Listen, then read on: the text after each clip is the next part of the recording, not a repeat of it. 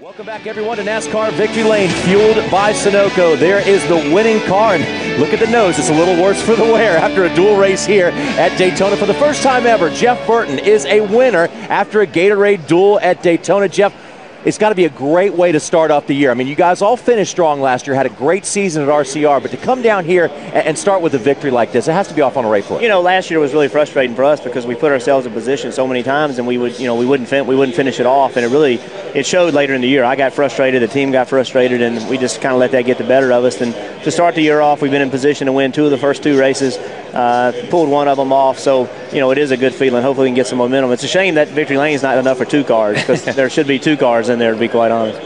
Okay, here we go. We know that this Speed Weeks here at Daytona is completely different than anything we've seen. As a driver, can you explain to the fans what's going on? When you're leading the race, are you wide open or you half throttle? What's going on? You're pretty much wide open, and then you have to kind of change what you're doing depending on what's going on around you. There's times that people get a big run on you, and that means you got to do something different. If not, then they're gonna pull you back really hard. It's really hard to do everything right, but all you can do is stay in the gas and hope the guy behind you doesn't clear you. So when you a great finish right there. You beat your teammates. So both of you are wide open. Are you dragging the breaker? You have to once you get to connected, you're wide open.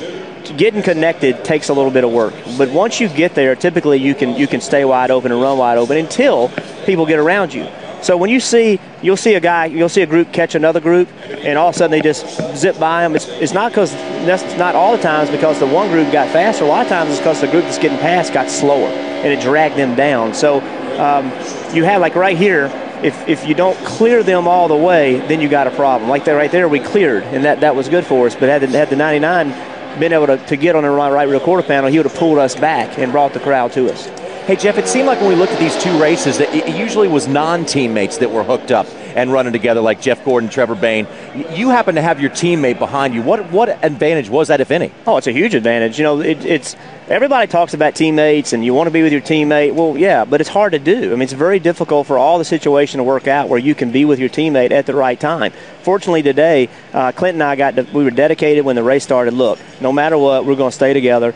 But as you start narrowing the laps down and you start getting restarts, it's hard to do that. We were in the right position every time to get right back together, and you can't always do that. Hey, you're talking teammates. You said just a minute. I got a two-part question here. I want to know why you poured Coke all over Paige's head, which is a whole other issue. But you're talking there. I'm sure she appreciated it too. So you guys are teammates. You talked about talking to Clint the whole time, telling him you were going to go high, you were going to look, and about using one spotter. I love the talking part for teammates.